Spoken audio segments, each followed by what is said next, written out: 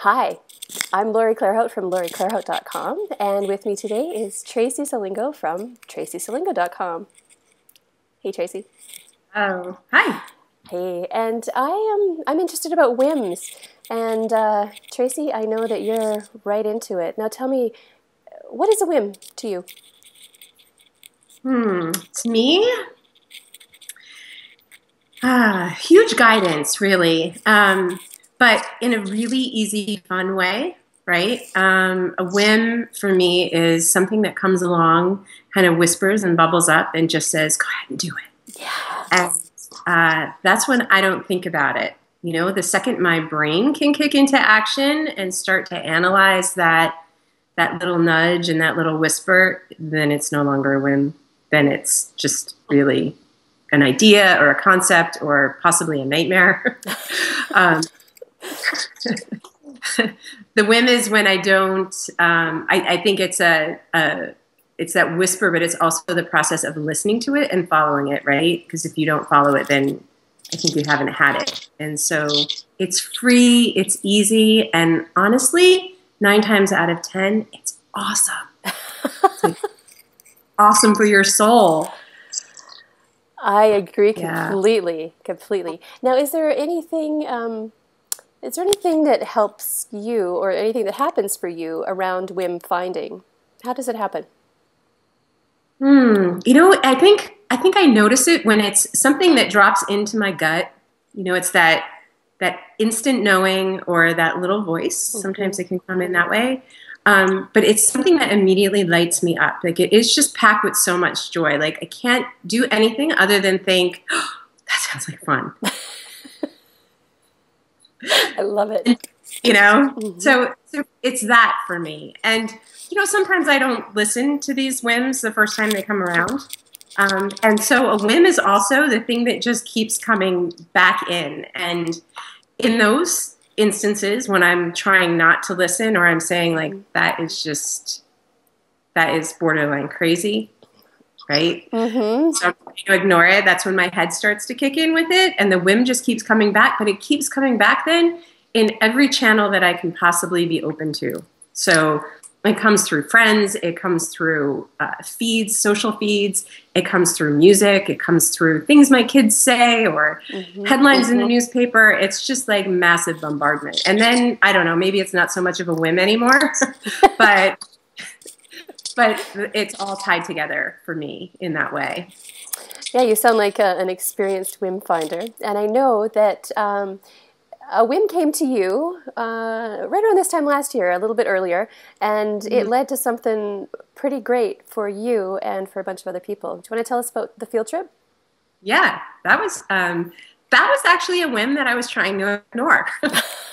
But, yeah, I had this sense drop in that we're all intuitive, which we are. There's no mystery there, Hmm. and that if people were exposed to that sort of those sort of lessons Hmm. on a daily and weekly basis, that they would eventually begin to open to it and understand to it and welcome it in their own way. And the first time that idea came through, I was kind of like, that's crazy. Like, how am I going to do that? You know, and it was long for me. It was coming through as a really long experiment, I guess. And that felt a little loony to me too. I didn't know that I could support that kind of energy for a long time. And so the whim kept coming back, you know, and I literally saw headlines that said field trip in them and discussions were being had by people. And so then I started a conversation with my guides about it, you know, because I think that, you know, I'm into the woo. So I think that they're behind everything anyway. And for me, the discussion became really playful. It became like, okay, well, I'll set the parameters for this. You know, I will launch it in 3 weeks and I will have you guys channel the sales page and you can tell me what the outline is going to be. And it was really carefree and it was really easy. And yeah, I just set these parameters and they worked. You know, I asked for 12 people. I laid everything out. It was still kind of like a lot of mystery to it for myself and for them as well. but it all came together. And so I launched the field trip last year. We started on April 1st, and it was a 12-month journey of just getting in touch with your intuition and going through and experimenting with different modalities. Because I think the beauty of this is that we all have our own way of embracing our intuitive gifts.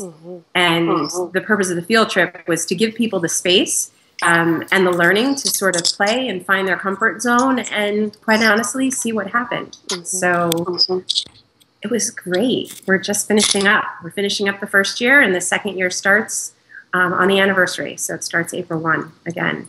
Wow, so much fun. I can feel the fun in it. And I'm sensing that. I'm learning, how whims work for all of us, for those of us who maybe have worked a little bit on tuning in, and for those of us who are not interested at all in tuning in. They happen. And it seems like fun and playfulness is a big part of it.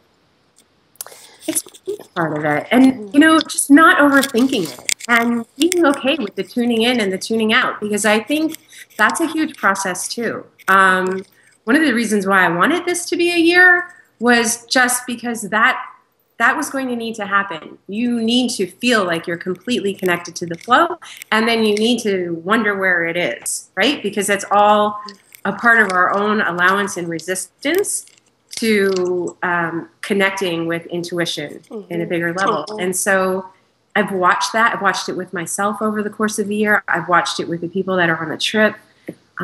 It's a beautiful thing, because where you usually net out at the end is that it's just much better to feel connected and to let it be easy. Absolutely. I believe we all want to feel good, right? We want to feel good. And it's not, you're not plunked on this earth to have a really difficult experience.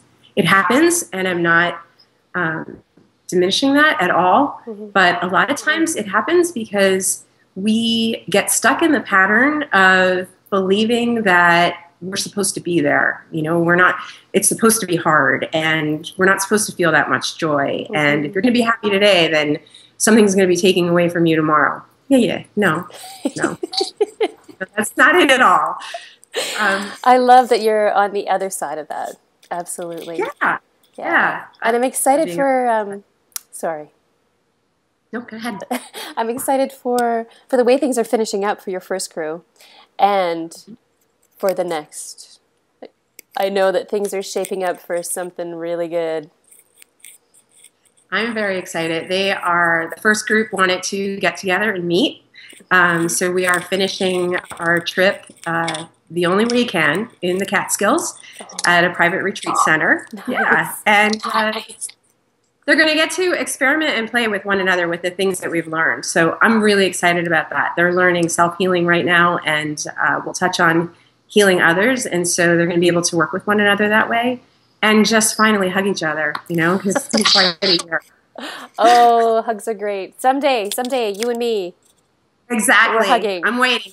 It's on my 2/15 calendar, so yes, hopefully this year. Let's make it happen. And on that note, I wish you all the best in your face-to-face meetup and with the next round of field trip. Thank you. Thank you so much.